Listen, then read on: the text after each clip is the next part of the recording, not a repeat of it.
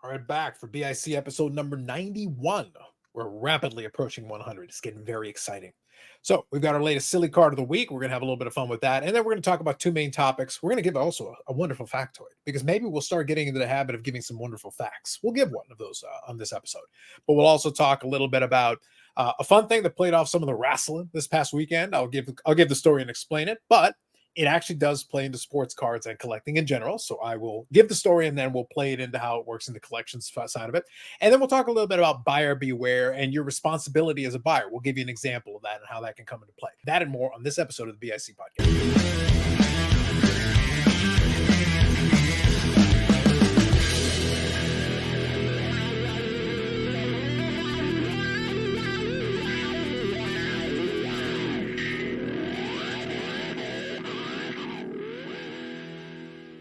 For this episode, we're going to begin. Eric, still continuing his bubonic plague. How's the bubonic plague coming along? I'm feeling better, but I still have a cough and a little bit of a wheeze in the chest. But I'm doing much better than I was a week ago. I heard there's an old wives' tale. It's kind of a home remedy. I heard if you douse yourself, and I mean douse in mayonnaise, like from head to toe, just it heals everything, or causes new, far more entertaining problems, one way or the other. I prefer to be ill. Thank you. All right. Fair enough. Brandon, less ill. The mayonnaise does not cause you any problems.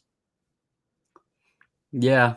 I mean, I've been fighting a little bit of something, but nothing like the bubonic plague that Eric's got. Yes. It is problematic. So let's talk about a couple of things. Let's get a couple of housekeeping items out of the way. I will also touch on a couple of comments from last week's episode, but let me start off with the poll. So the polls are closed. And we have our latest in our line of silly card of the week, and we will have a new one here coming up in a moment.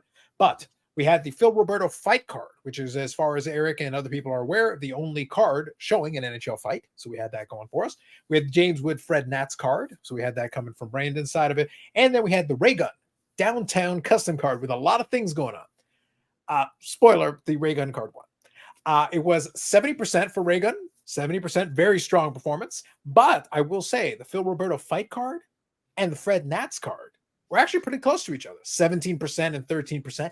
And we had a record number of 30 votes. So we want to thank everybody for the participation. We do appreciate you voting on it. And we'd appreciate if you voted on again this week. Pick your favorite. And it's kind of been a fun interactive thing for us. It also gives us an excuse to go and check out and see if we can scope out some kind of fun cards to talk about. And listen, some of us, Brandon, have had more joy at it than others. And this week, I will tell you, I want to finish off a couple of comments before, and then we'll talk about the silly card. This week, I think we accidentally stumbled on a common theme for all of it. So I want to make sure we touch on that. Okay, so let me read a couple of comments from last week. We'll touch on it from our last episode. And also, I want to thank everybody that did appreciate that I included the Ray Gun and the Lucky Charms box on there, because Eric is not a man of culture. His lack of Lucky Charms is very disturbing. And I did play into the Friday live stream. By the way, more of you need to watch the Friday live stream because that was pretty good stuff. We even had Broncos 79 Steve join us, and we were chatting some Terrell Davis card collecting. We collecting in general and some of the themes and kind of issues that come up with it as things have gotten more expensive, because Steve and I have very much parallel collections in terms of number of cards we have and in terms of percentages relative to our player collection. So there's a lot of similarities to it. So even though one's football and one's hockey, there's actually a lot more in common than you might think, because we've experienced a lot of the same pitfalls and current issues that we're encountering with a lot of our collecting. So if you like a collector-centric conversation, check out the latter portion of last week's live stream, and you're going to get a nice in-depth conversation on that, because we went back and forth on that quite a bit. I'm wondering, because he's been collecting for a while, and I know he's a big Broncos collector. Yes. I had a card, I'm trying to think. It was mid 2000s, if memory serves me right. But for those of you that can remember, and Steve would remember, but I had a Noshan Moreno out of Upper Deck SP Authentic, I believe it was, the patch auto that they used to do. And they used to have what they called the diamond or platinum parallel or something like that, but they were hand numbered. And I believe it was only supposed to be 10 copies. And as many folks may remember, sometimes Upper Deck had issues with stamping the cards. but you could see like the impression where they attempted to stamp and it just didn't have the foil. Well, this Moreno actually had no impression, no nothing. And when the shop I got it from contacted Upper Deck, they said it was probably one of the ones that was supposed to be hand numbered and somehow skirted through the system and never actually got numbered. And that card went for a decent penny on eBay. I wonder if he happened to be the one that picked that up in his collection, being a longtime Bronco guy. So That's a fair question. I think it's something we can post to him. But it's one of those things where he's definitely built a pretty extensive collection, especially for Davis, because that was his main collection and everything else. He's built a lot of different categories and found a lot of different cards. It's been interesting. It's always also kind of interesting delving into that topic because player collectors will have different philosophies on certain things. Some people will chase after things like backdoor cards or unnumbered or whatever the case may be, because they may still be interested in it. Other folks kind of shy away from it. It's a philosophical thing. It's kind of your preference, whatever makes the most sense to you. And the beauty is there's no wrong answer. There really isn't. It's just what works for you. What are you comfortable with? What can you live with, and what are you right. So let me touch on a couple of comments here. So Brian North had a nice extensive comment. I'll read the initial comment and then I'll quickly touch on kind of, I replied back a little bit in the comments as well. Said, hey guys, another great episode. I appreciate that. I said I went to challenge the thinking about the manufacturers cutting back on supply because I think they could benefit from dropping the price in that theoretical scenario. So I'll touch on his scenario a little bit, but I also gave a little bit of a rebuttal. So we'll touch on that here in a second. Of course, there are a ton of variables at play, but if we forget about those for a minute, I think the question is, how many more collectors would be willing to buy boxes at a lower price? So just taking this in general seems totally logical, but I'll touch on why there's some issues with the logic beyond that. But in concept, sure. But let's move on from that. Let's say the going price today is $400, and let's assume the cost of manufacture is $100. So that was the first thing I kind of pushed back on. The margins are thinner than people think. A lot of the manufacturers, if you see a price of $400, the cost of the manufacturer is not $100, because what happened is the wholesaler got a certain price on it, whatever it was. Wholesaler got a price. They marked it up, sold it, then forward to the LCS. Then the LCS sold it to you. So by the time it got to you, it's been marked up 3 separate times. So if you're seeing $400, there's different folks that took a cut all the way along the way. The wholesaler, in part of the system, the way it's gone the last several years, the wholesaler has taken a pretty healthy cut. Manufacturer's not actually on the high end of the cuts as far as getting that is concerned. That's why fanatics in companies like that are looking at going to the direct-to-consumer model, because they're like, okay, so how about instead of giving the distributor all the profit, how about we just take some of it for ourselves and then go straight to consumer? Well, you know, some of the numbers with AMG and the Upper Deck stuff and everything. My LCS is direct with Fanatics and Tops, and he's not, shy to hide what his margins are. It's definitely not $100 and he's selling for $400. It's very small. It's not what people would think. Yeah, it's one of those things where there has been this belief for a long time that the LCSs have this massive markup. Let me say it as somebody who has been able to buy product at cost. It's not the big margin that you think it is. That'd be awesome, by the way. It'd be great. It's like, yeah, if a $400 box was $100 and I could buy it at cost, that would be tremendous. I would love that. I would buy 4 times as many. I'd buy 4 boxes for that $400, and I'd be very happy about it. But it's not true. It's because by the time the card shop gets it, the wholesaler has also marked it up. So you're getting it at a certain price. And then if the LCS wants to be competitive, they can't suddenly double the price. It's not going to work because the margin is not as good as you. Immediately it doesn't work. Now, if a product is super hot, this was the other piece I included. If the product is super hot, you also have to factor in the secondary market, because you've got the manufacturer, then you've got the wholesaler, then you've got the LCS, then the LCS sells to you, who then sell to the secondary market, and you added yet another markup to that. And oftentimes that last markup, if the product's super hot, that last markup is the big one. That's the one that really pushes the price to the stratosphere. I use an example as well, but I'll finish reading this here. We also need to agree with the segment of the wax purchasing hobby that would buy for the right price, which is fine. That part I don't disagree with. I guess the average mental barrier figure is $200 a box, which is just kind of a guess, but I get what you're saying. It would be max spend budget. Most would be comfortable with. I think some people would honestly be lower. I think you'd be shocked. Like most people, like $200 is still a lot of money for a lot of folks. Again, understandable, but it's still a lot of money. If the price is set to $200 and it would decrease their margin, but there's potential to make that up in volume. And then I also challenge where that becomes a problem here in a second. If they sell 3 times more boxes, now here's the thing. Decreasing the price to $200 will not 3x the amount of sales. A lot, $200 is still a lot of money for a lot of people. You will not triple the amount of sales. I actually read the comment. Yes. And I think if we just rewind a few years, and Eric, you work in a shop, or pretend to, you will show up occasionally. I showed up yesterday, first time in a month. Yeah, amazing. But I get his thought, okay, and I think a lot of people think that way. You lower the cost, you're going to open it up to more people. The manufacturer's going to make more money, but there is a part that is forgotten. So let's assume you lower the cost to 200, and that doubles the interest and amount of people that are going to buy the product. Well, you just increase the demand. 2 things happen there. When you increase the demand, the manufacturer is then going to create more product.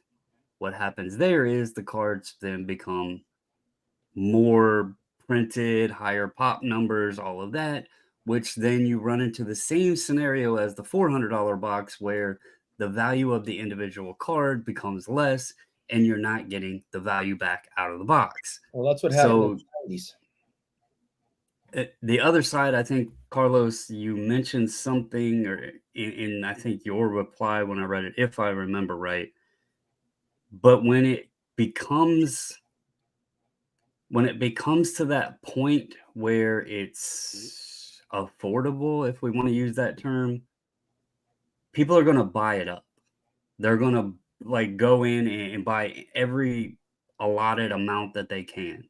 Yeah. And then you're going to What I was referring specifically was that if people feel like the value is there, it motivates them to buy, which eats the supply, which immediately forces our supply and demand curves, Eric, are undefeated.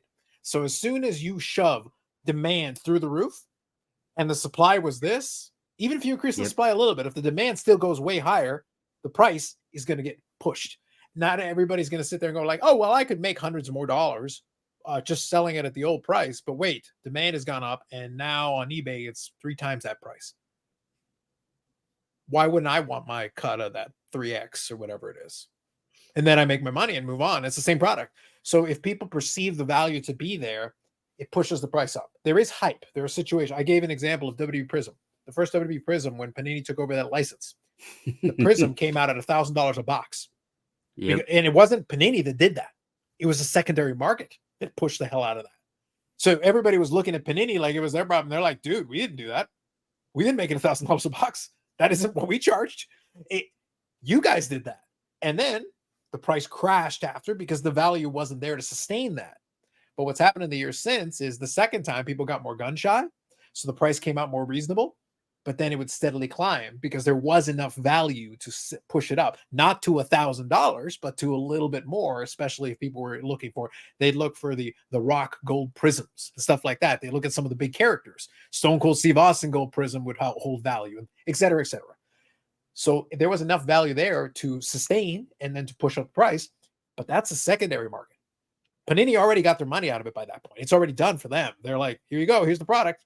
You guys figure it out.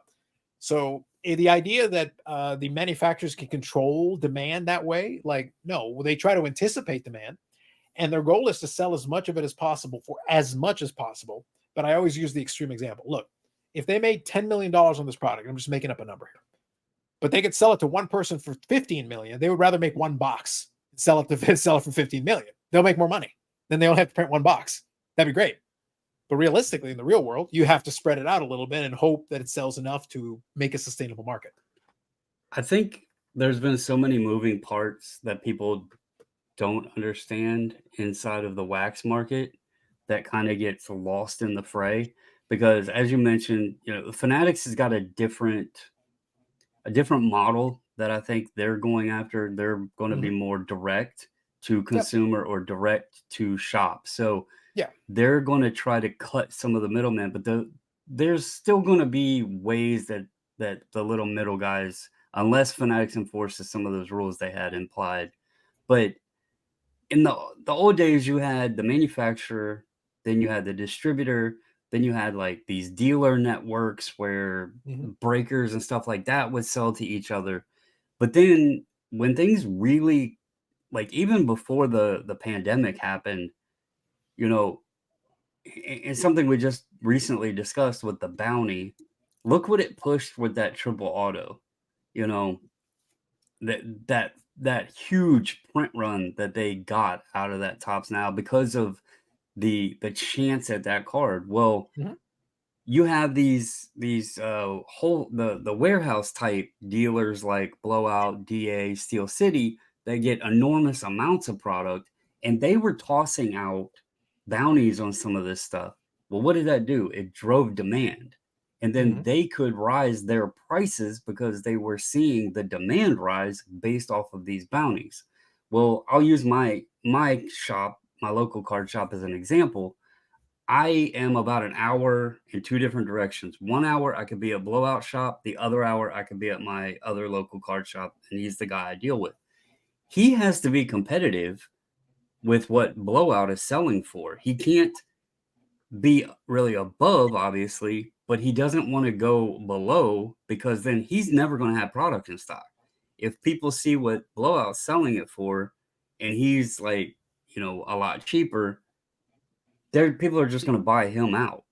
And so there's this balance that all these shops have to go through at looking at what that, if you want to call it aftermarket or third party market value is, because if they're below that, they're losing money. They're cutting themselves short because people will buy out all their stock and just resell it themselves. So, you know, there's been a lot of moving elements. It's not just Panini sucks, they jack the prices up, or Top suck.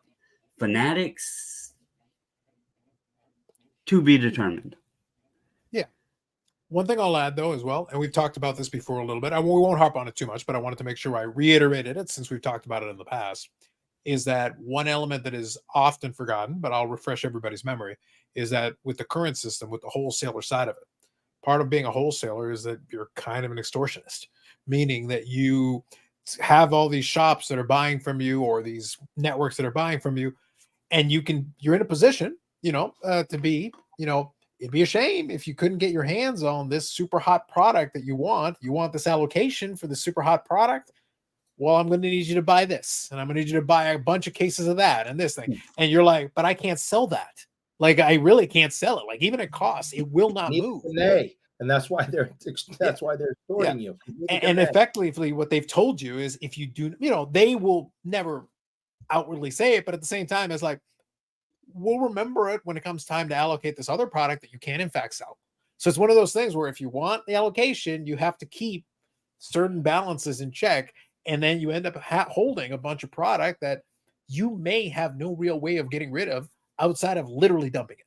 In other words, you're basically selling it for a loss across the board, taking a bath on this product just to get rid of it, so that you can basically keep cash on hand to be able to then purchase the products that actually do sell. It's a terrible balancing act that you're trying to do, and a lot of shops may not have the cash float to be able to play that game. It's not a good scene, and it's not a good place to be. But that's part of the reason you get some of the weirdness you get, and dealers are like hesitant to try to cut you this amazing deal, because guess what? That may be the only product in the next 2 months that will actually sell profitably. It's the singles and the other stuff where they make their money, but the boxes are not nearly as good as you think. It's not the LCSs they're not making money on every single product. There's a bunch that are not. I can tell you that, working at the shop, I have watched our owner purchase stuff at really high prices because we need to have this stuff in stock. That's what the customers expect. And I see him mark it up like $10. Yeah. Not everything. I'm not every single, but I have watched that. I have seen him buy something at $40 and sell it for $49. And it's like, because if he puts it up any higher, no one will buy it. So he's only making $9, $10 on these boxes because he had to buy them for $40.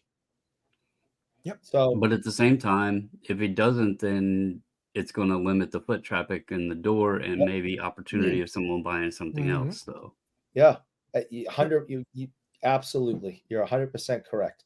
We have to have this stuff in stock so people will come in to buy it.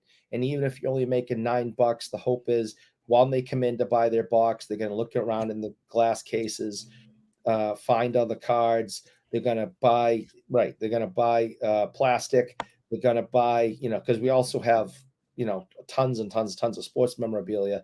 They're going to buy a, signed jersey, a game used hockey stick, a baseball, whatever it is. So, but we have to have it. And I know for a fact he's making very little money on the majority of the boxes that we're selling. Yeah, that's what I say. Like, it's important to kind of bear in mind the way this ecosystem is, which is kind of, I'll be blunt, why it has been amusing to me that before the boom, I think people forgot that this business is very strange.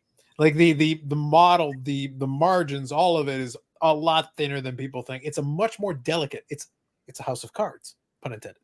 It takes so little to knock something off kilter and mess up the whole thing because it's so delicately balanced. And even today, it's so delicately balanced. And you've got people trying to take money out of your pocket left, right, and center. And you have to keep it rolling because if it stops moving, the wheel stops moving, you may not be able to get it going again. And that's I would consider that to be a very stressful way to make a living. I would think so. It's, but to each their own. Best of luck to those who do. Real quick, I'll read two other ones. Bob Boozle had two excellent comments, and Eric did appreciate one of them for sure. Poor Eric. Never had a decent bowl of cereal in his life. Facts. That was my response. Facts. And then also Bob Boozle. Eric is a 10-time, never ever have I ever international champion. And Eric declared himself a GOAT. Yeah.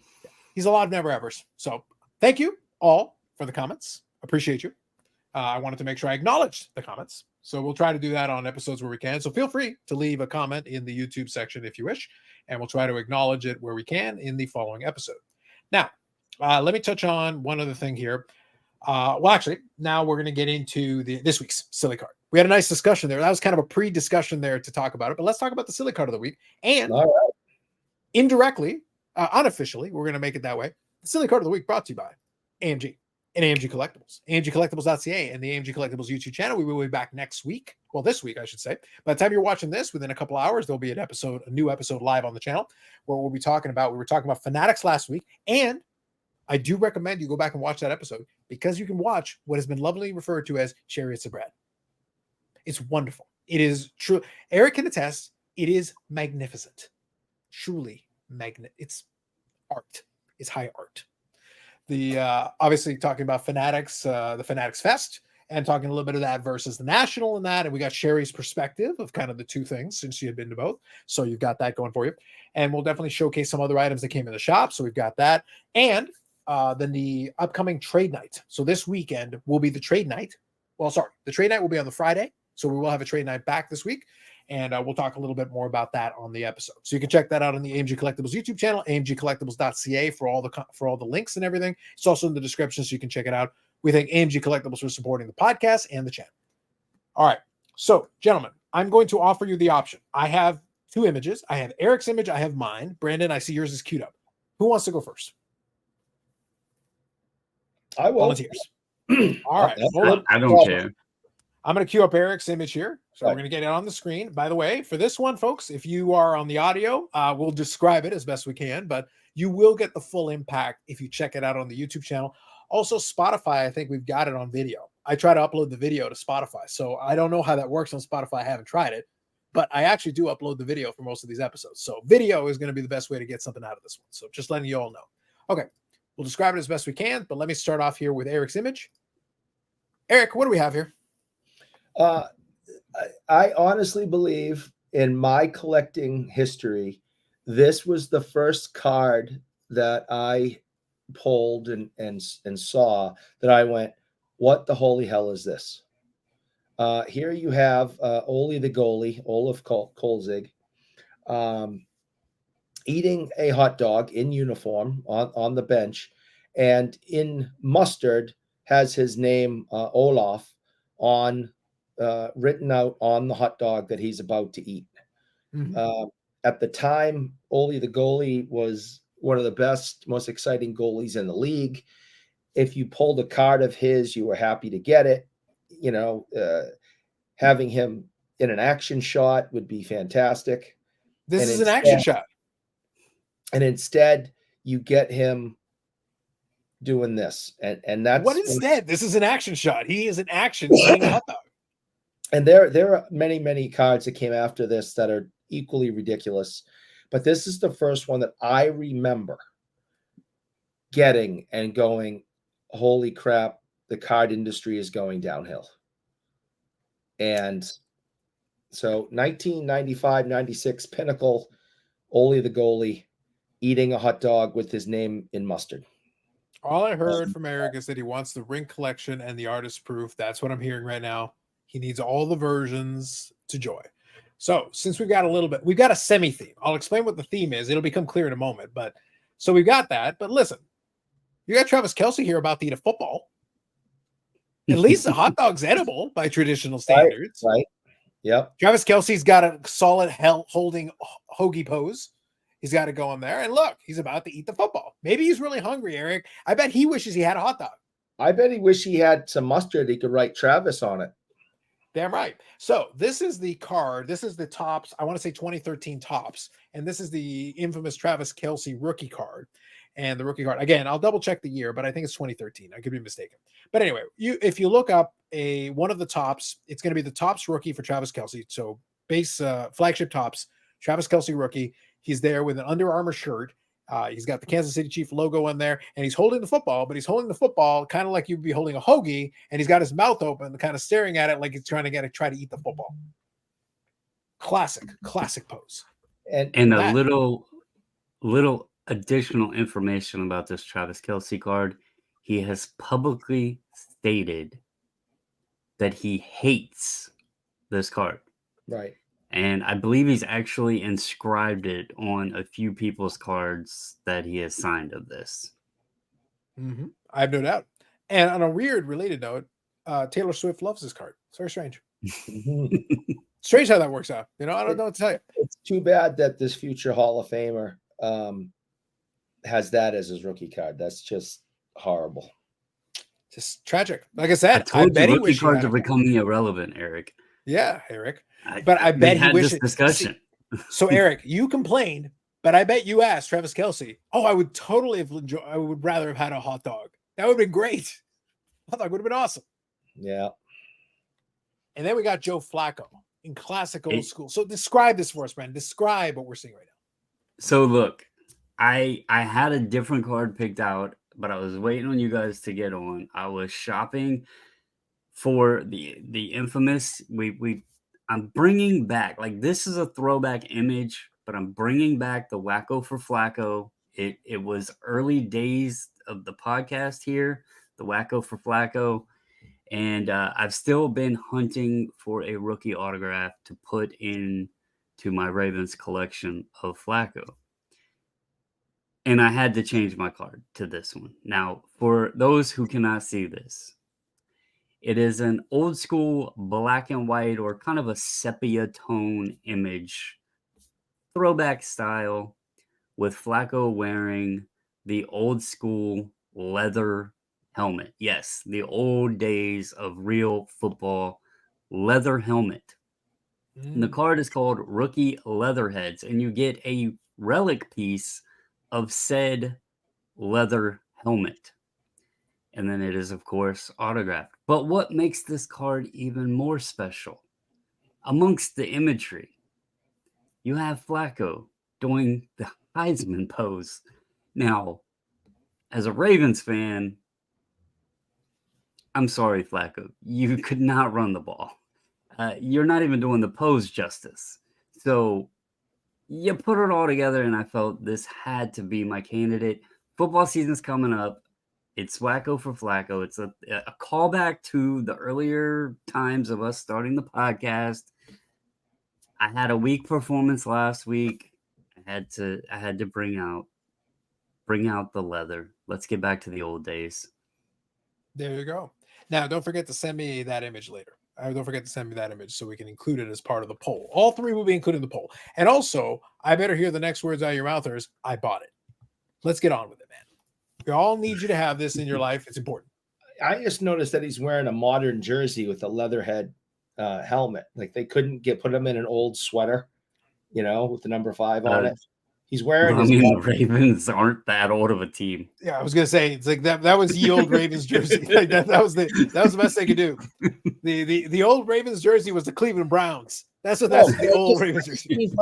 For the shot, you could have put him in anything, so he looks like he's was playing 100 years ago. He's got the leather helmet, but he's got a modern jersey on.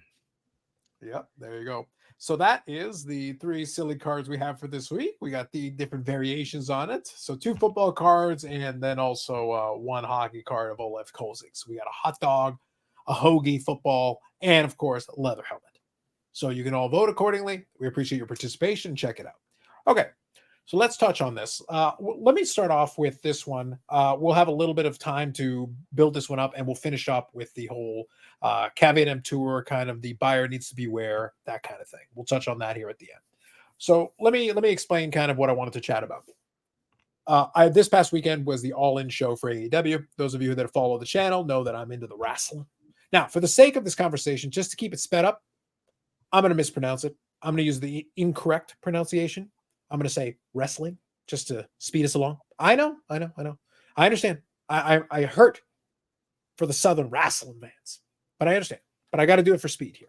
Okay. So anyway, so the show happens. It was a good show. I enjoyed it. It was a lot of fun. And as is also known when people watch on the channel, one of my favorite collections that I work on is the infamous Dentist PC. The Dr. Britt Baker DMD, Eric's favorite dentist. We've got that going on. So we've got that. Now, I have built quite the nice collection of it. As a matter of fact, there are some really nice pieces that are going to be coming in my next Ship My Cards mail day, including a fancy schmancy 1-of-1. Actually, multiple 1-of-1s. So that'll be forthcoming. It's going to be very exciting. So I built quite the nice collection. But the key is, and this is important, so I'll explain this, but then I'm also going to link it into how it plays into other sports and other genres. It's the same concept, so I'll explain. In the wrestling side of things, it's really a 2-part. It's a piece of entertainment, like almost any other piece of entertainment, but there's 2 components to it. It is your ability to speak. It is your ability to enunciate, emote, basically talk people into the building. Rowdy Piper was infamous for this. He was great at it. He was one of the best. There are certain orators who have a certain way, a certain knack. Macho Man Randy Savage was a personal favorite of mine.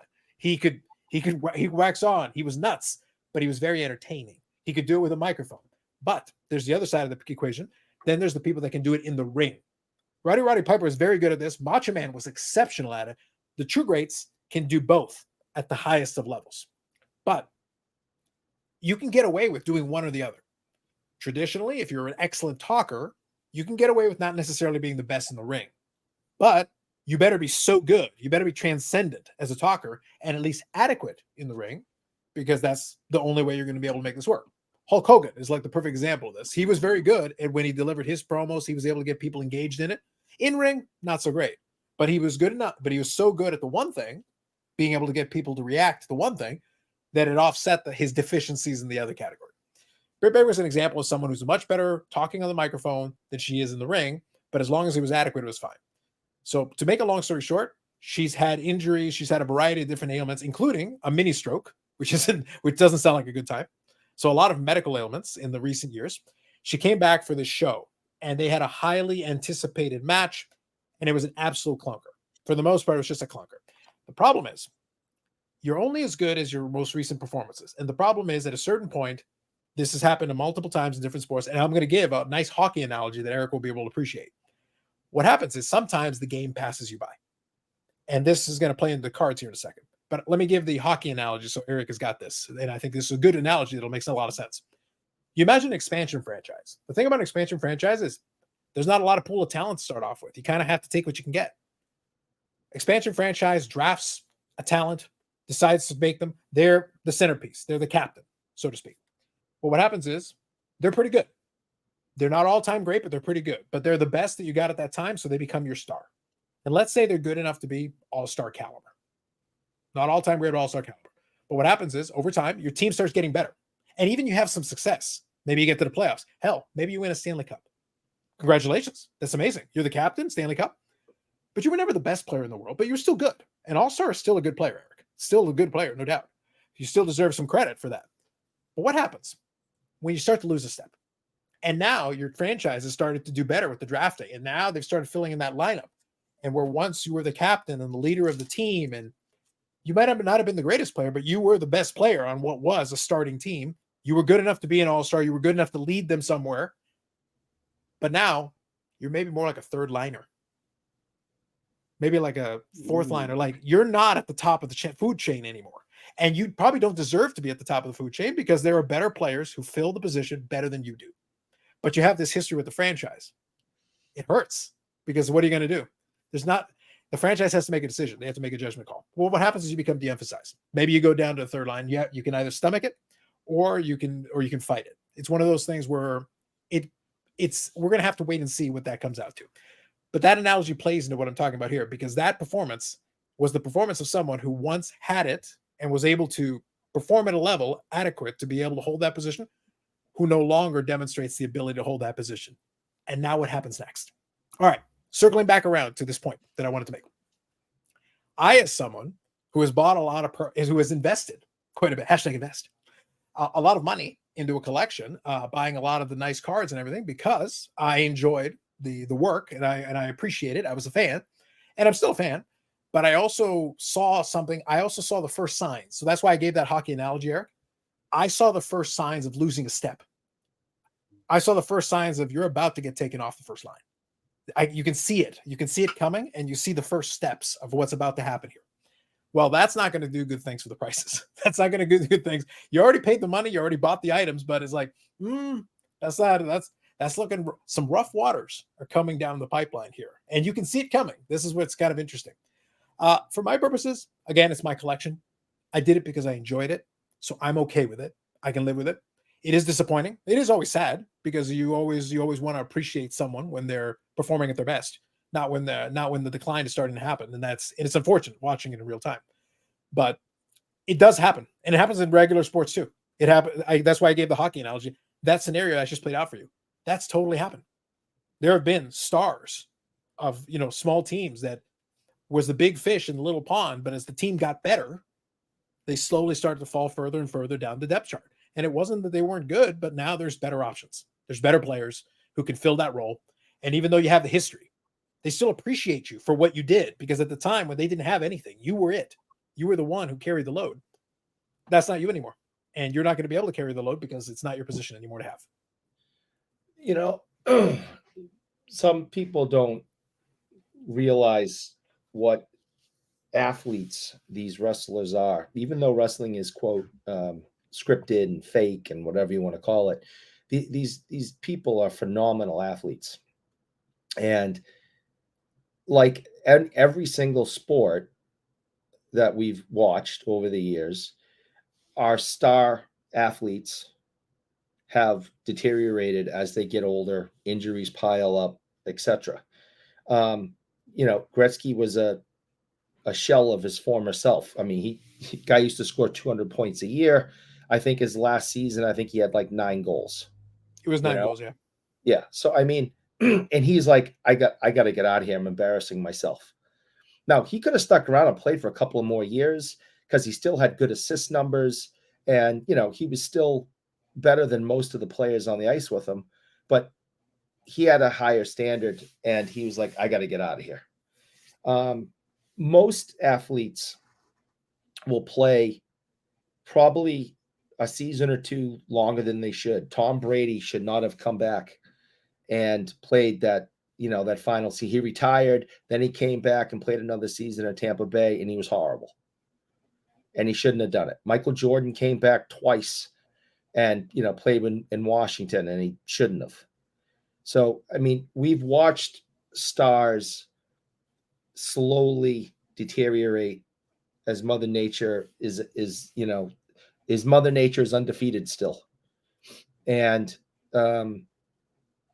especially when you have injuries such as a mini stroke and the bumps that these wrestlers take, I think you're going to start seeing in the wrestling world shorter careers of these wrestlers than in the past.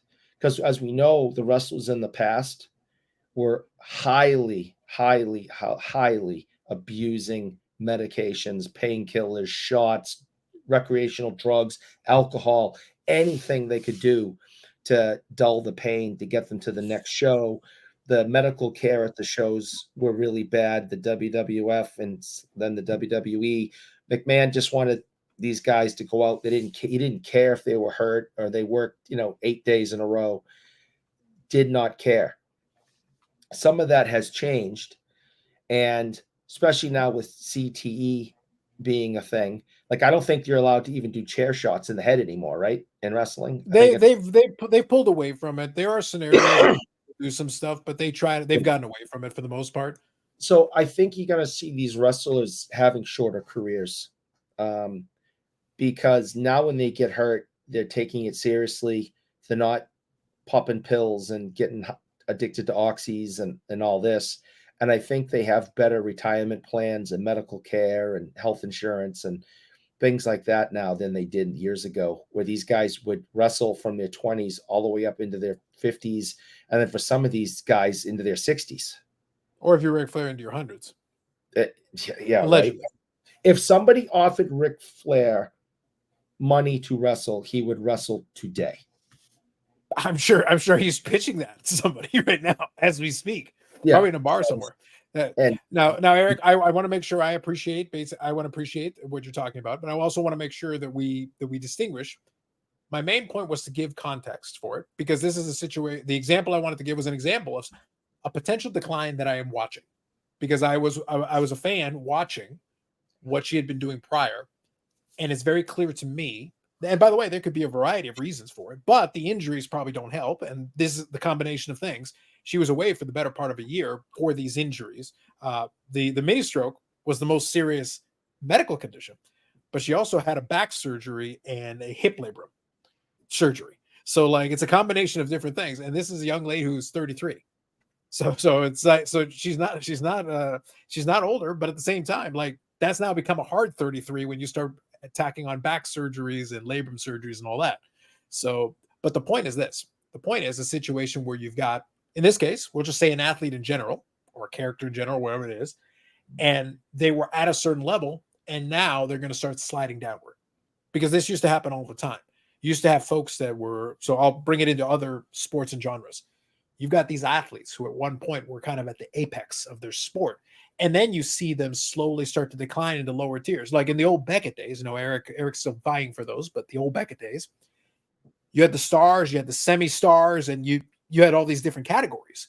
Guys like Jordan and everything would remain at the top of the heap, but then you had some of these other folks that were like semi-stars. Well, semi-stars could become commons very quickly, depending on how their careers went, and things like that happen all the time. Or stars could become semi-stars as their stars started to fade. And that's kind of what happened with a lot of those. And then, of course, the prices would follow. A star is higher than a semi-star and common, and vice versa. So it is interesting, though, when you've got a collection and a player is going from one tier downshifting to another tier, because you can definitely see that. And it makes a big difference. On the one hand, as a collector, it's interesting because it means that if you still want to collect, it makes it more affordable. The new stuff will become more affordable as, the market adjusts to them coming down a level. But at the same time, also the stuff you already paid for, where you paid where they were at star level, will no longer be the same as once they shift down to semi-star level, and everybody kind of acknowledges that. Yeah, I definitely see, I've seen that over the years in card collecting, where the prices have come down for players, whether they, their production has gone down or they've, retired even.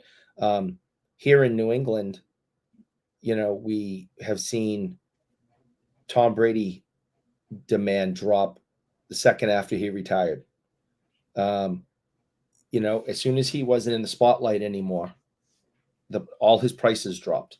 Now, they're still very expensive in comparison to others, right? But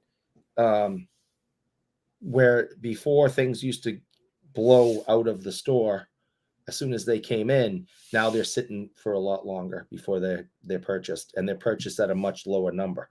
So that can happen to the biggest of stars, semi-stars.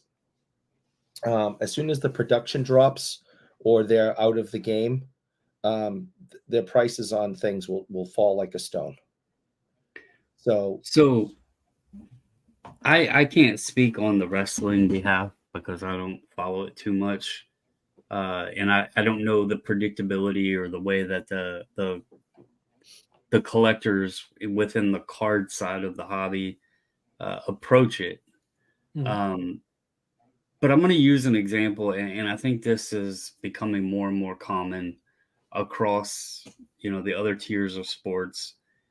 We're seeing so much prospecting done today, where like specifically in baseball, where there's tons of money being spent on guys that are potentially years away from ever becoming an actual, uh, professional player at the highest level of the sport. And then even when they get there, you don't know how they're going to perform. And in many cases, these guys become busts. But even in hockey, you have guys being prospected there. And then obviously in basketball, your young talent, there's rookie crop flowing in, and there's always the next guy that somebody is, you know, prospecting on is going to be the next great player. I am going to use a personal example as a collector because when I started collecting specifically the Nationals players in 2016 Bowman Chrome, there was there was more than two, but there was two specific prospects I looked at. And you had Victor Robles, who was an upper tier prospect for the Nationals, and then you had Juan Soto. Carter Kieboom was also in 2016, who was supposed to be a top prospect in the organization as well. But I want to focus on Robles and Soto because they were interesting. Robles' prices were pretty high. He was a top prospect in baseball. Everybody thought he was going to be the guy. I started collecting him because I started following him in high A, down in the minor leagues in single A ball. I started watching him. Obviously, the first game that I took my wife and kids to, we all met Robles. We got a game used jersey from him. So there was an established, just being a fan of the guy outside of what he was going to become. We got to meet him and everything else, and that attracts you. Well, obviously, we know today that had I had went the other direction and took the prospect that was of a lower level and was buying up his stuff, who would have been Juan Soto, who was much cheaper, financially, I would have came out way ahead. Now, obviously, I love Soto. He was a huge part of the Nationals World Series, but I don't regret my decision of also the purchases I've made of the many Victor Robles cards. In terms of what you're saying, it is a bittersweet moment as a collector, but I don't think if you are attached to somebody for the collectible purpose of them, when you started doing Britt Baker, I don't think, and again, I don't know how the wrestling scene works there, but I don't think you thought that she was going to become like this all-time great female AEW Hall of Fame, top tier wrestler or whatever. She was someone that caught your attention, you enjoyed watching, and started PCing her cards. There's the two sides of it, but I really think, and I'm going to switch over a bit and move away from the Baker to your Medanos. Mm-hmm. You've bought some of your Medanos really cheap.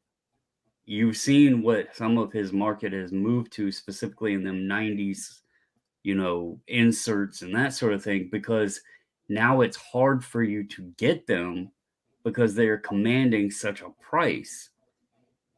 If you weren't truly a passionate collector of him, you could cash in and make a lot of money.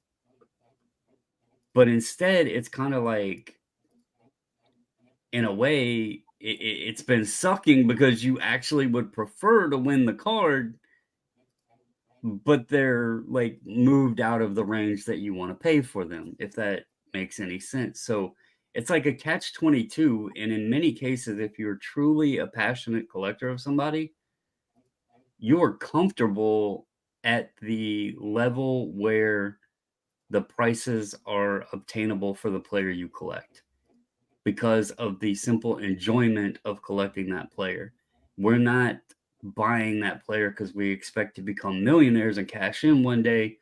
We're buying it because we found something within the hobby that we enjoy.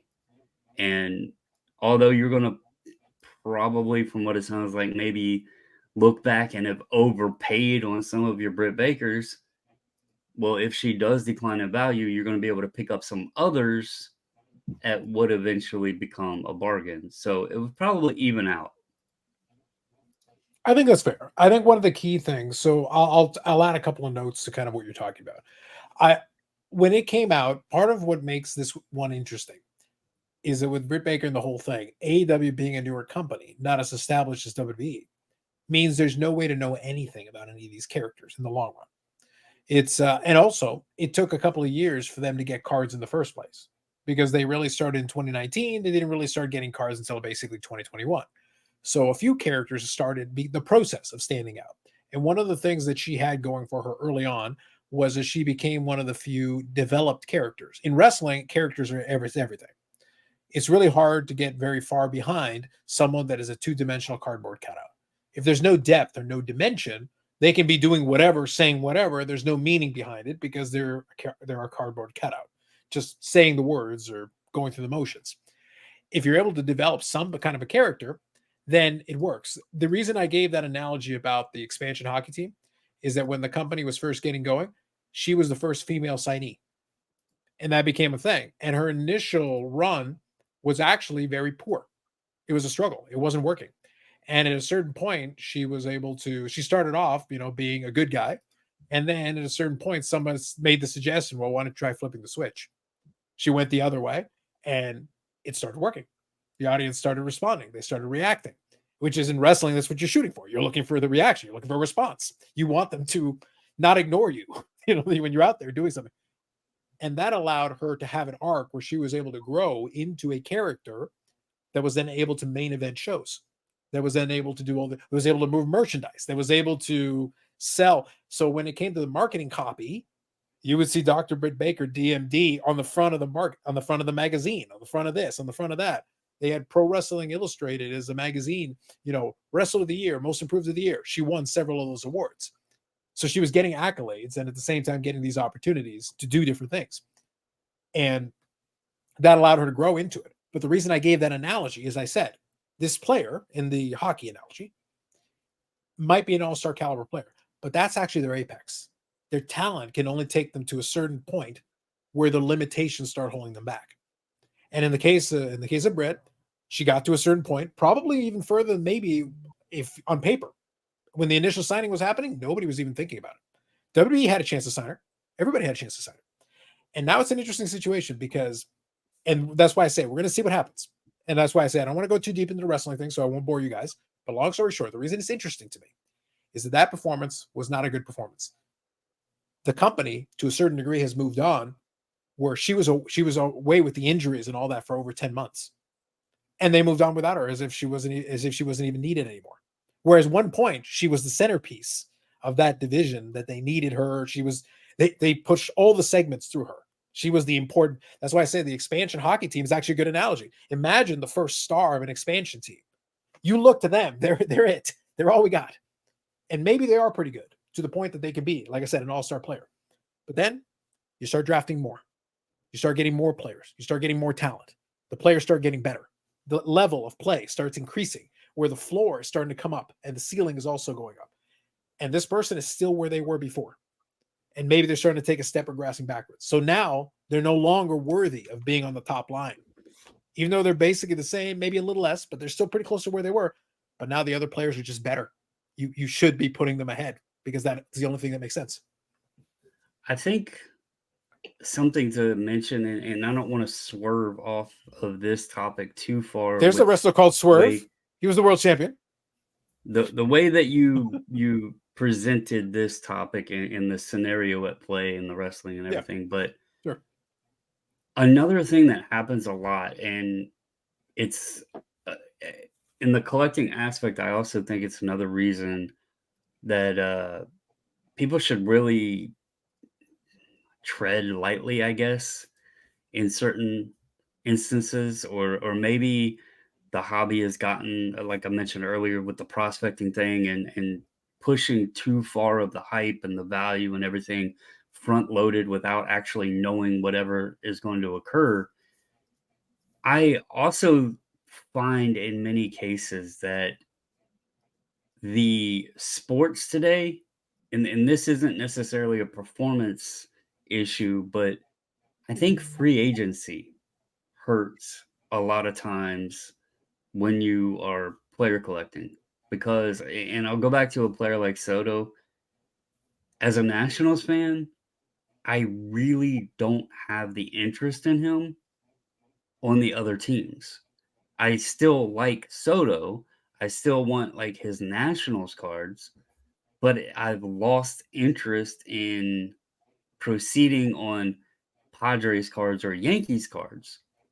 And it's a similar, the reason I bring this up is it's a similar thing when you brought it into the form of collecting and, someone falls off, maybe they peak at a certain level or whatever, or they don't perform at the level expected. It's kind of the same scenario where you might start. I'll throw him out, and this isn't a pump. Imagine if Robertson got traded to Boston. Like, am I getting rid of all my cards? No, but I'm not going to want his stuff in a Bruins uniform. You're not concerned that he moved to a minor league franchise in Cambodia? I mean, we've seen the Hindenburg, but like ending, yes. It was just an example to show the level of, in your scenario, she's had injuries. You're predicting that she's going to drop levels maybe, or not be as important to her. I think it's already in progress. The reason I gave that example is that what I'm seeing. This was a showcase to see where things were falling. Remember, like I said, she just came back from a major set of injuries and everything, and the company had gone on without her. And at this point, they have other folks now that can fill that role. So they don't need her to be that top person anymore. So now the question is, well, how do you, as the person who was once upon a time, the person that was needed, how do you respond to it? And in turn, what kind of performance can you provide? Because this show, just to give context, this show is AEW's biggest show of the year. They had over 50,000 at Wembley Stadium in the UK. It was less than last year, but it was still a very, very 50,000 is a massive crowd. This is your big stadium show. It's a big audience to play in front of. And for a lot of folks, it's the biggest show they're going to play in front of because a lot of these folks have never performed in front of that many people, especially in a big stadium show. And that crowd was raucous. They were loud and they were ready to go on almost everything that was happening. When they got to that match, the two ladies there were not able to get a reaction out of them for the majority of the match. And no reaction, Eric, is death. Indifference is the only thing you cannot have. And for half that match, it was indifference. That's a soda and popcorn match. Yeah, that was a crowd that was into everything. Everything. And at the very beginning of that show, like I said, I won't go too deep in the weeds, but all you need to know is that one of her contemporaries, one of the ones that she had been aligned with previously, came back after also a long time away. And what happened when she came back? She's from the UK. So when she came back, that crowd went nuts. They had her on the pre-show, but at the same time, that crowd went off as soon as she showed up. So it's one of those things where now that's another person. I talked about the depth chart. The depth chart, she's starting to slide down that depth chart rapidly because they have positioned other people that have already proven themselves, that are performing now at that level and above. And she's sitting there, and here's another person who immediately would be slated most likely to be ahead of you. So you're falling further and further down the depth chart. How motivated are you to get yourself back up there? Can you do anything about it? Or is it a situation where the game has just passed you by? By the way, that happens.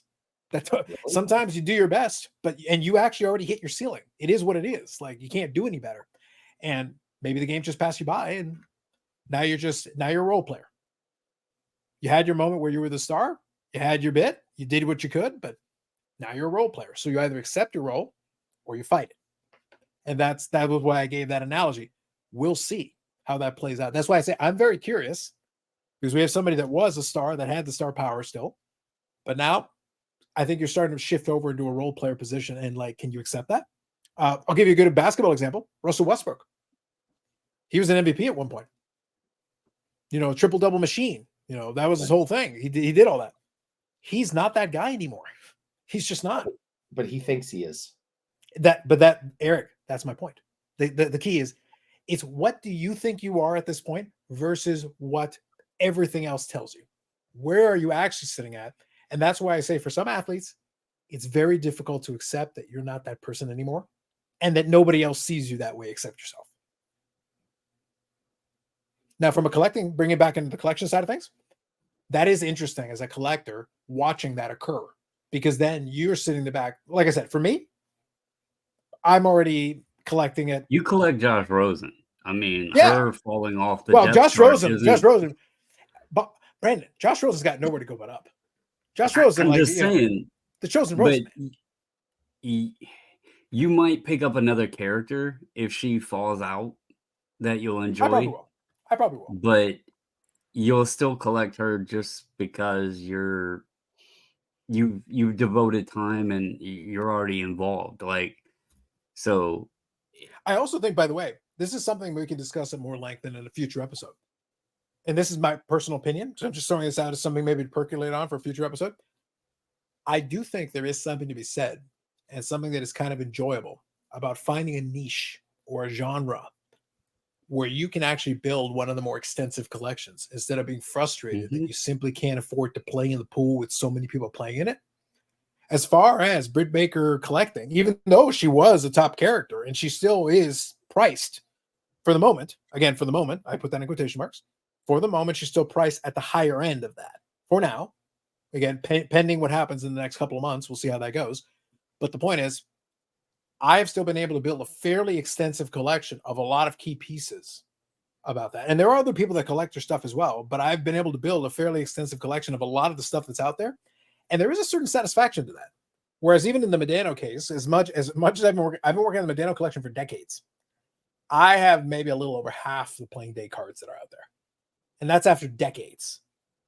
I probably have like 80% of the Britt Baker stuff. And that includes really low numbered stuff, one of ones, all kinds of things. Like, my collection is very extensive on that piece. And that's because the checklist was more controlled. Products have come out slowly, which has allowed me to I was attack going to some say of these things. UpDeck's kind of helped you out on that one. Oh no, they've helped out tremendously. I look forward. Listen, we're going to fight on whether 2024 AEW flagship or the Cup comes out first in decades from now. We'll see. But the point is, that has allowed me in turn to be able to build out most of the checklist, as opposed to, say, another player, take a sport or whatever. Oh, this person's got 10,000 cards. Yeah, I'm not getting most of these cards. There's no way. There's no chance. So I'm at the top of the food chain for the Britt Baker collector side of things. And then even in the Medano collection thing, yeah, I'm in the upper end.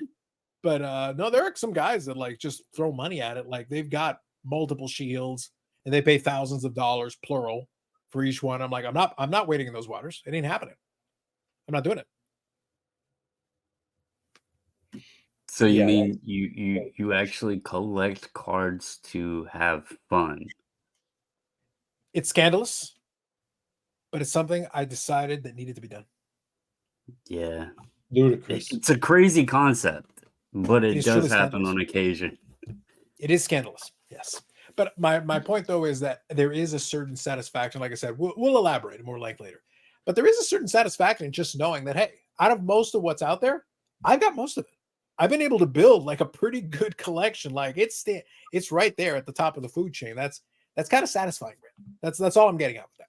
It's kind of nice to know that. But again, I think that only works really well in a niche. You got to pick something that's like narrow, that allows that to be possible. Some of the broader stuff, well, if you're rich, you got Eric Lightbud money. Well, that's a different conversation. Do whatever you want. Yeah. Then you can do whatever you want.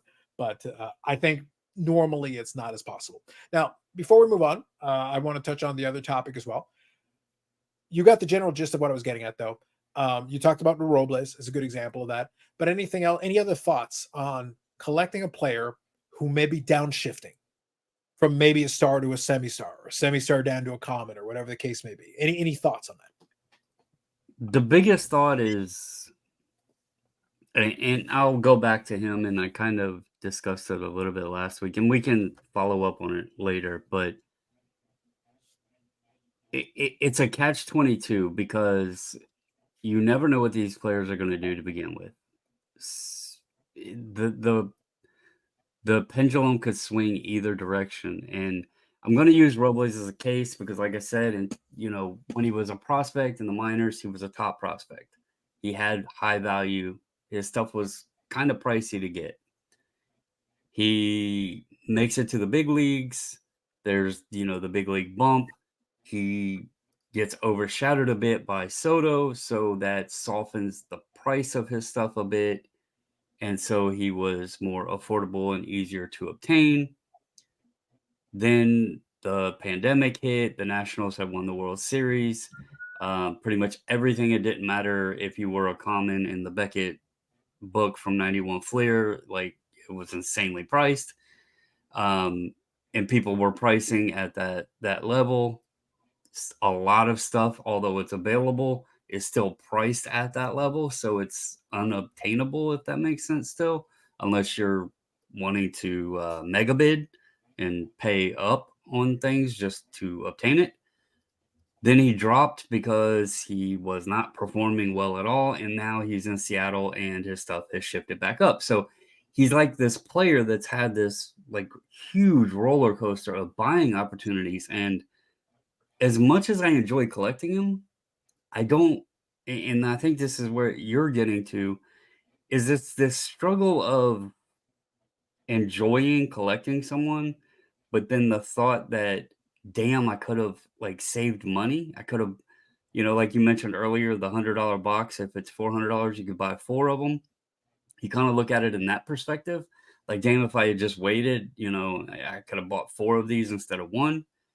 But at the same time, the pendulum can swing the other direction. And sometimes if you didn't buy it at that price, it goes up 4 times. And you want to just collect this stuff. So if it drops, it's also helpful because you can. I don't know if I'm making any damn sense right now, because I think I get the general gist. And it's look, the roller coaster, and it's hard to determine. Do you want your collection to gain value, or do you want your collection to be enjoyable? And I think if it's the enjoyable level, it's actually, you're probably okay with the cards becoming more affordable. But if you're investing in it and you want it to be something you flip later, then you want it to go up in value. I think it all depends on what your purpose is. What is your why of why you're collecting? Ooh, so I do love the infamous why. I'm a big fan of that. Look, all I'll say is if it's any clarification on my stance on this position, I brought it up because I wanted to talk it through a little bit. But if it's any stance on my position, Eric, even after my explanation, even after watching said show yesterday on Sunday, we're recording on the Monday, we will drop this on Tuesday. But as I watched this on Sunday, and it was in England, so they're 5 hours ahead, so Sunday afternoon. By the way, Sunday afternoon pay-per-view, wow, chef's kiss. Wonderful. It's glorious.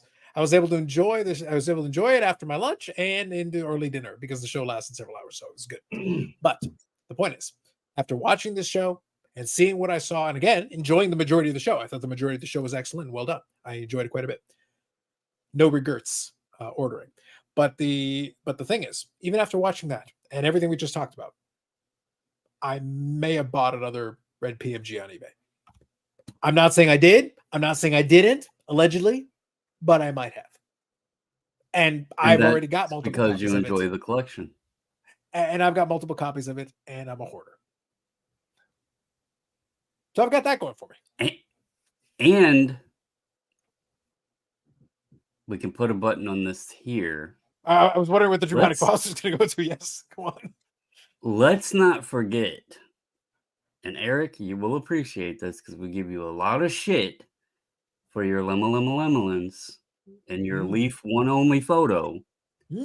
There is a lot of those Britt Bakers that have the same damn photo. Oh, listen. Billy has heard words from me on this. Eric, Billy has heard words. Many words. Words. Yeah. Words. Upper Deck is becoming the new Leaf. Words. So I many just wanted to mention, words. not only does he have multiple copies of the same parallel, but he has actually quite a few cards that have the same damn photo. 2021 AEW Spectrum. Never forget. Same picture. Same picture with the jersey pad. Same picture with a sticker on it. Same picture with a sticker on a jersey pad. Oh my god.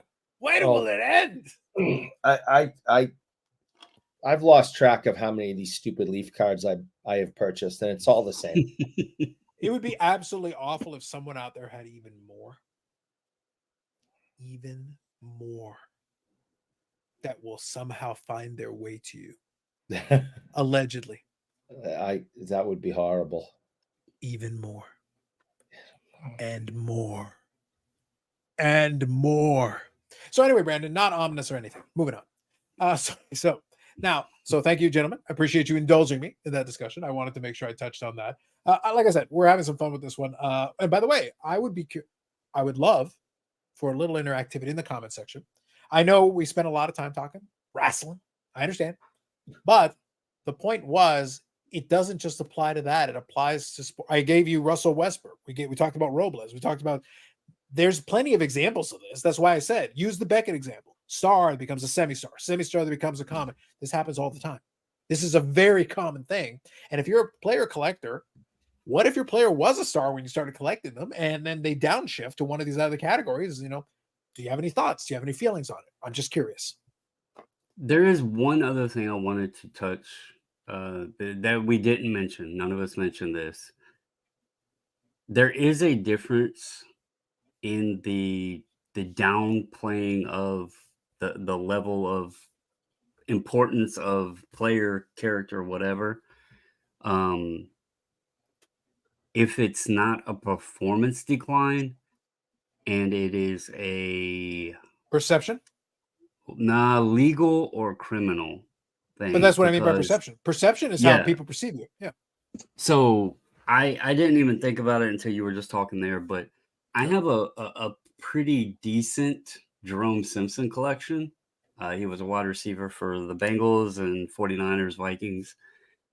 He's the one that got busted by the feds for ordering pounds of weed from California and having them FedEx to his home. Smart. As you do. As you do. That kind of sucked when all of that took place because I actually knew the guy. I actually ran his website for him. And so that was kind of hard to explain to my 10-year-old son why he was in trouble and what was going on. So that kind of put salt in the wounds on him. And then obviously, people in the situation of like Wander Franco, as a Ravens fan, I have, and Carlos has some. We've had this discussion before, this conversation. Ray Rice. I still have a jersey that I can't do anything with, Eric. It still sits in the closet of shame. I have a Rutgers jersey There's a closet of shame. I have a Ravens jersey signed, and as a Ravens fan, he was part of that Super Bowl team. Yep. And I still had that, like when I bought his Contenders rookie auto for my Super Bowl run that I've been working on, I know the person that sold me the card was probably like, holy hell, who would want this, And I even had that thought, like, am I an idiot for even buying this? Like, but I wanted to work on the 2012 Super Bowl team run. But anyway, to my point, I wanted to go, there's other means in your collecting that may sometimes hit you that isn't even, it's no way even predictable like this scenario with Britt, with an injury or performance or anything. They could just do something absolutely freaking stupid and ruin everything, and you might have a vast collection that then you have to decide, what the hell do I do? So people's OJ Simpson collections have devalued. I actually don't think OJ's like, I think after the initial hit, I don't think OJ's stuff, I gotta be honest, I wouldn't be shocked if OJ's stuff is probably held pretty okay. All things considered. Like people kind of baked it in because that happened all the way back in what, 92? Was it 92 where the trial happened? 91, 92, somewhere there. Yeah, Yeah. somewhere in that range. Yeah. It's been so long. I bet you OJ went up during the pandemic and it has stayed higher than when it started. Like, But I he's bet it's done also okay. the glove didn't fit, Eric. Like, he was guilty or Wow. innocent. He was looking for the killer on the golf course. He kept looking. It was other stuff that he got in trouble for. Look, I'll give you a silly example. Obviously, I've got my Packer collection. I'm a Packer fan, and we always joke about the not swell fella. But we got to remember he is a not swell fella. Oh, Eric, this is very disappointing. It's very sad. This right here, this episode is happening under protest. I apologize to everyone profusely. We should have had the Brett Favre corner. Speaking of, since I brought him up, it suddenly reminded me we weren't seeing him. So now here, I fixed it. Fixed it here in the latter portion. But the point is, we got the not swell fella, right? But here's the thing. I understand the not swell fella's issues. They're noted.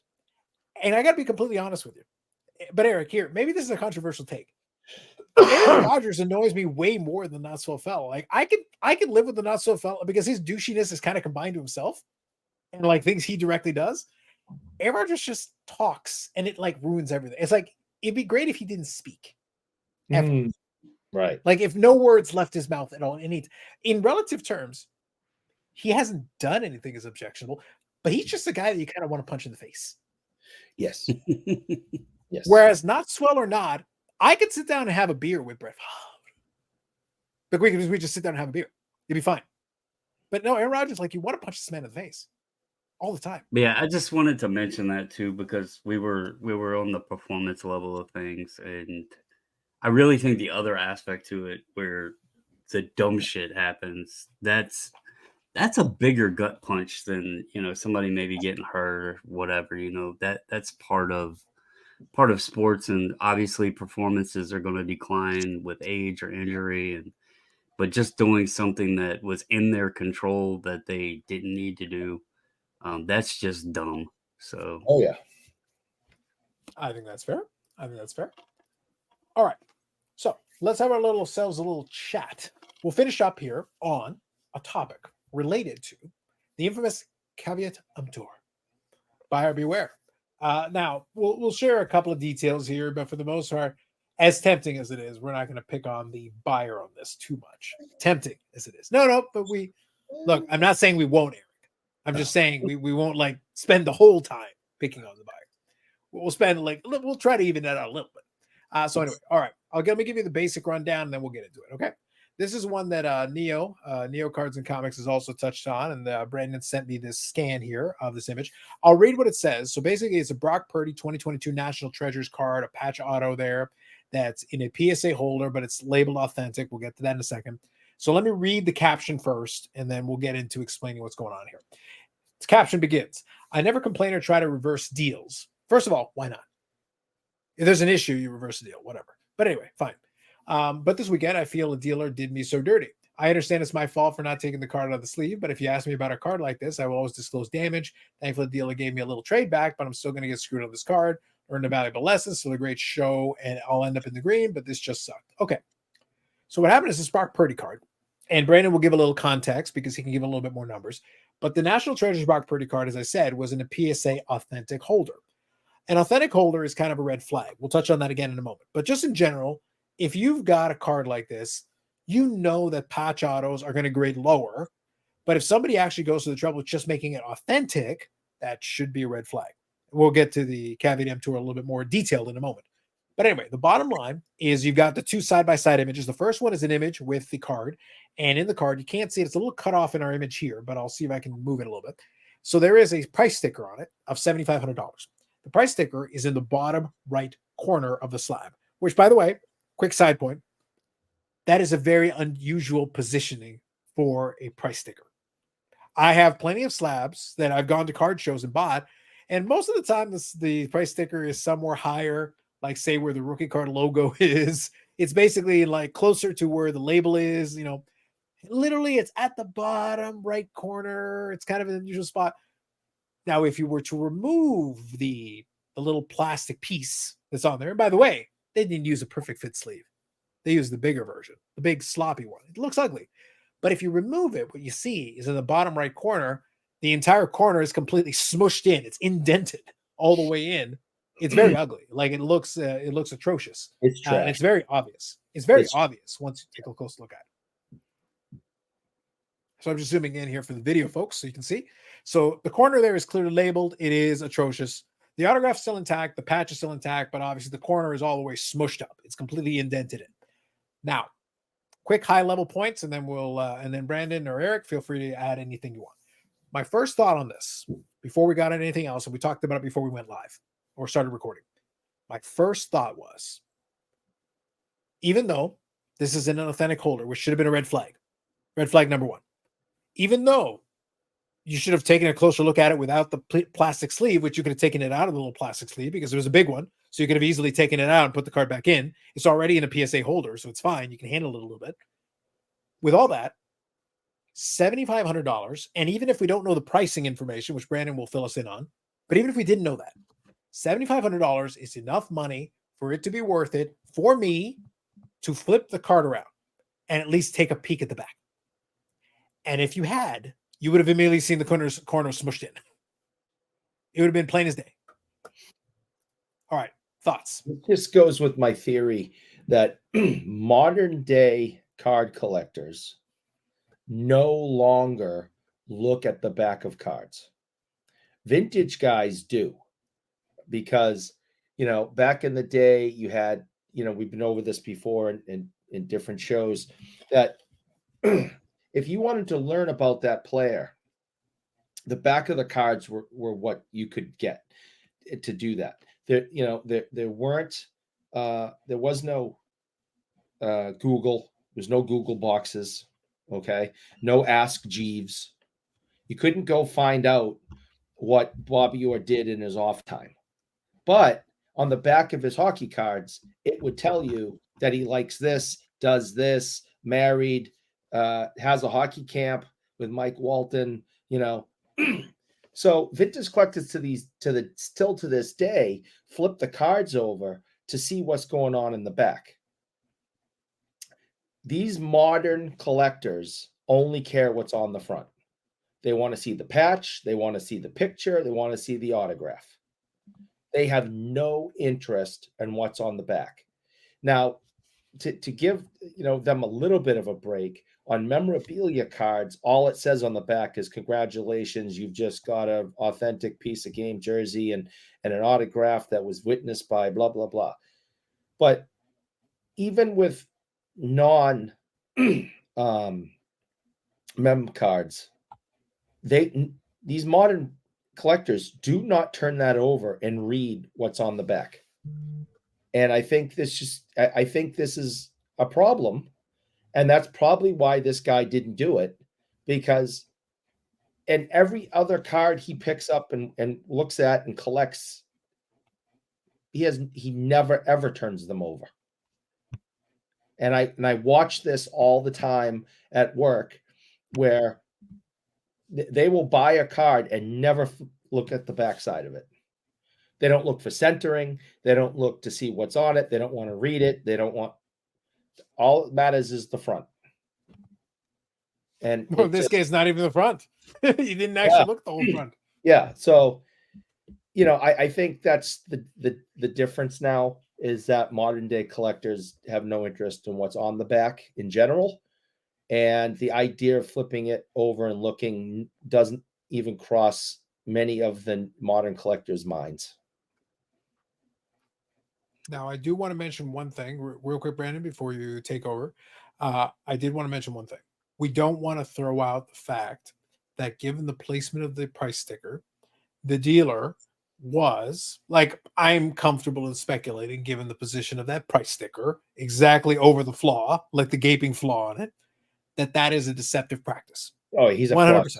He's a fraudster. Now, not call it. So we don't want to completely throw that out. We don't No. want to completely forget about it. It is worthwhile mentioning that there was an obvious attempt at hiding. Oh yeah, flaw. He's a fraudster. And he can sue me if he doesn't like it. Come on. Look, you mentioned that the sleeve was like one of those big, loose, janky ones. He had it off to the side and it got slid over. He didn't intentionally do that to hide anything. It was on the side of the sleeve. Come on, guys. We know people don't screw anybody over in this hobby. Come on. All right. I'm Eric is sorry. saying, Better Eric is than saying, that. Eric is over there saying, "I do you for a Klondike bar."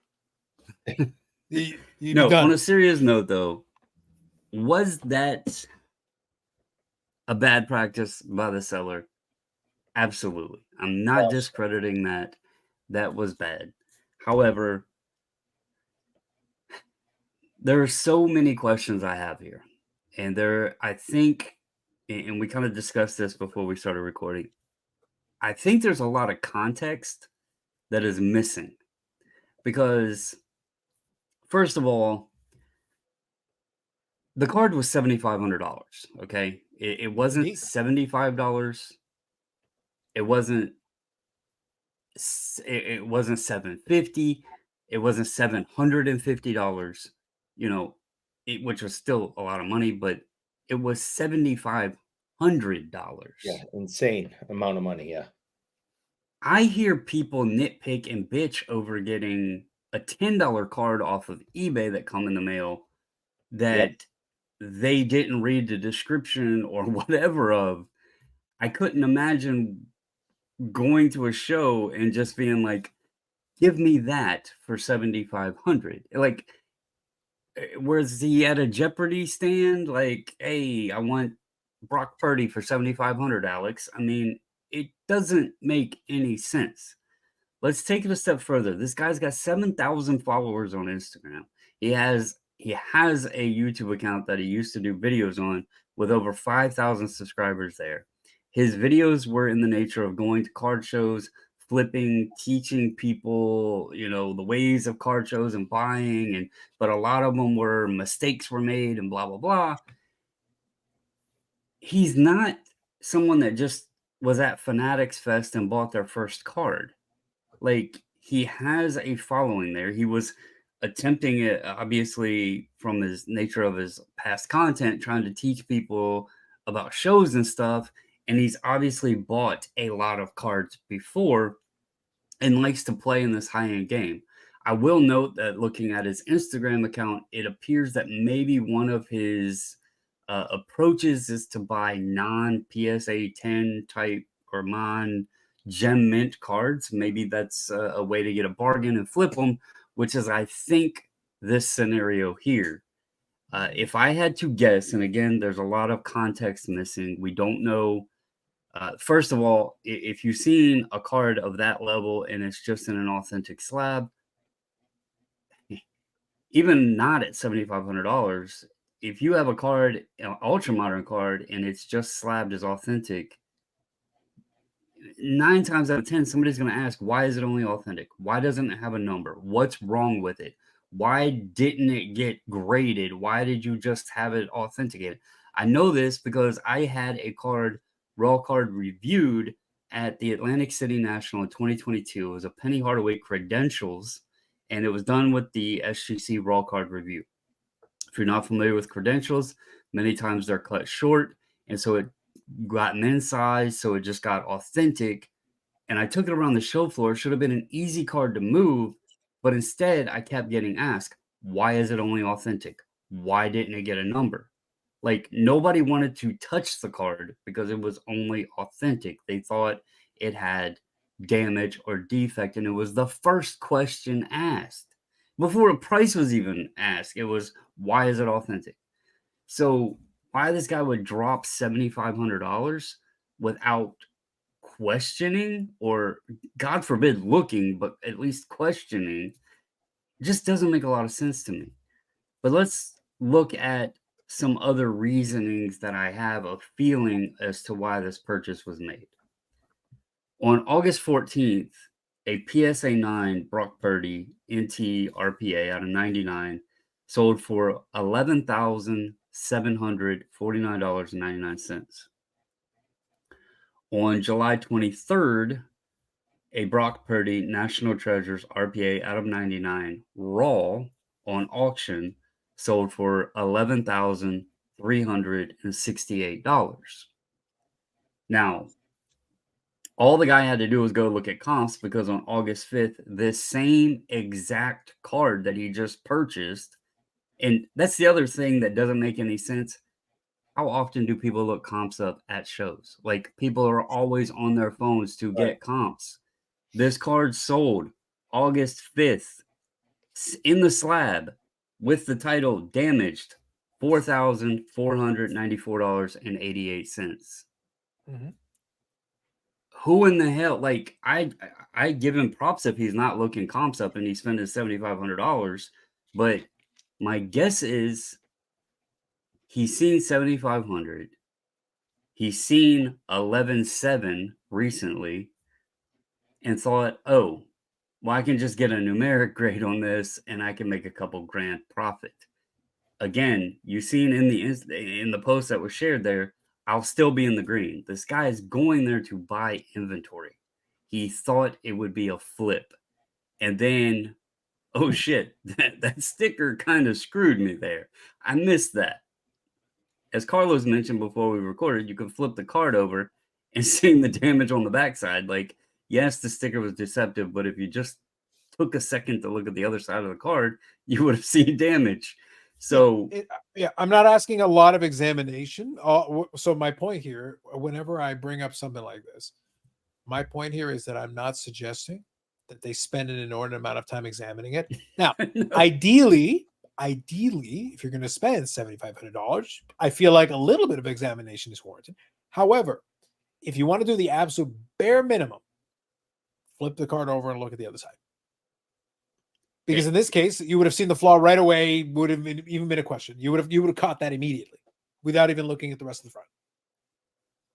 Yeah, this whole scenario, like, this story has gotten picked up and it's been shared. Like, it was shared in the Discord. It was shared on, obviously, X or Twitter or whatever. The person shared it on their Instagram story. Neo did a video on it. We're sitting here talking about it. The point of all of this is, we don't know the individual that bought it. So this isn't an individual attack on that person because we don't even know who the hell it is. We don't know who the dealer is. And we are saying, yes, we know that the dealer knew what the hell they were doing with that sticker placement.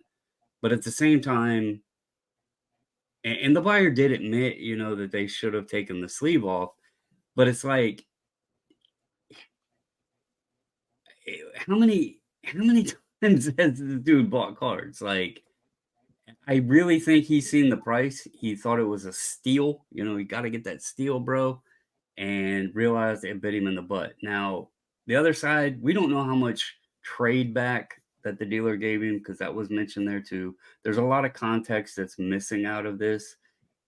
It's more, I think, to take away, the hobby needs to start using their heads more.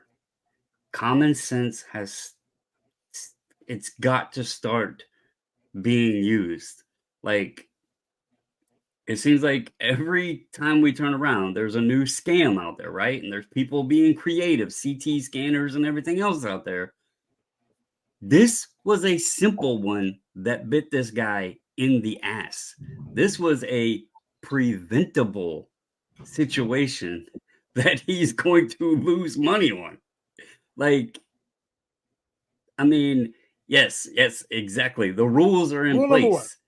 Rule number one. But it's like, especially, and I don't know if our audience has new folks to the hobby. If you are, welcome to the crazy world of sports cards and nonsense.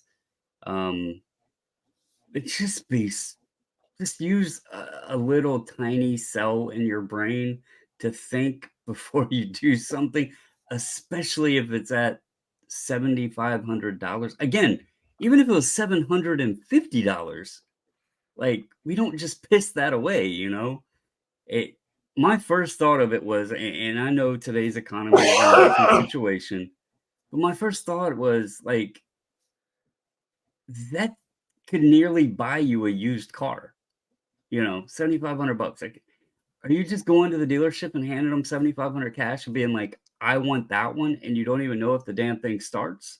I mean, come on. If it's a 75-cent card in the value box, okay, fine, you got me. But 7,500, put a little bit of effort into it. Oh, I don't know. There's not much else to say. I don't understand it, but crazy ass times. Well, Absolutely I just want to outrageous. point out, and and yes, it's funny, but it's also not funny. We have rule number 1, but also keep an eye on rule number 3. All right, because the sticker being Eric, could you placed for the audio folks, could you read the first 3 rules? Yes, the rules of the Because Carlos show are: number 1 are people are stupid with 2 exclamation points. Yes. Rule number 2 is see rule number 1. And rule number 3 is corruption is rife in the hobby. And this example clicks off the top 3 rules of the Because I'm Carlos podcast and show. You have on both sides of the table. Yeah, that's what I'm saying. The corruption is I'm going to put a sticker over here, and hopefully somebody will be stupid and not look and see it and give me $7,500. And it worked. And I want to mention the guy flipped the card quick. Like, we have to give him props for that. As bad as it is, he bought this card. Apparently, the auction ended August 5th. He had it in hand at the Burbank show and moved it the weekend of the 24th and 25th. So in less than 3 weeks, he was able to purchase this card and flip it with the comp sitting there. With the comp sitting there. And made something like $3,000. Yeah. Because imagine if he took that to the Fanatics Fest, he would have paid for his table. I mean, because the person who sold it on eBay was not corrupt and was not a fraudster and was open and honest, right? This guy, yeah, it even said damaged in the title of the listing said PSA damaged. It didn't even say PSA authentic. It said PSA damaged. So you have somebody who's honest in that, right? This guy sees an opportunity that he's hoping to screw somebody over, and he does. And it's because somebody wasn't using their brain at that moment. So we just continue to prove that we do know what we're talking about. As silly as we are and writes down rules and all that, we keep taking that rule book out and proving our points week after week after week. The rules are not to be questioned, Eric. They simply are there. The rules are there for a reason. They remain the truth, the rules. But yes. So we figured we would talk about that for a couple of minutes because obviously it came across the radar. We thought it was a worthwhile conversation. Caveat emptor, buyer beware on that, as always. And in cases like this, though, it's kind of an example again of what we talked about. Is like, I'd love to say this was an elaborate scheme by the dealer, but it's like, no, it was about the simplest and the most easily defeatable scheme that I've come across in a while. Yeah, it happens once in a while that they'll come up with something like that. It's like, no, this was an easy one. This was very straightforward. It wasn't complex. Could have been defeated pretty easy. Most cons are very simple. It's sleight of hand, distraction techniques, and just conning the people that you're trying to get over on. And that's what he did. And I mean, this was actually even more apparent than a trimmed card or something, because like a trimmed card, that's very easily missed if you don't know what to look for, or if you are familiar with the sizing and all of that, or have something to compare it to. This was even more simple than that. It was in a slab that gave you a huge red flag by saying authentic, and all you literally had to do was look at the card. Yeah, it's just crazy. It was like right there. Like you said, I have purchased, a 75-cent card, dollar card at a show and come home and realize, oh, it didn't hit a crease across it. That's because I didn't care. $7,500. I'm there with like a magnifying glass.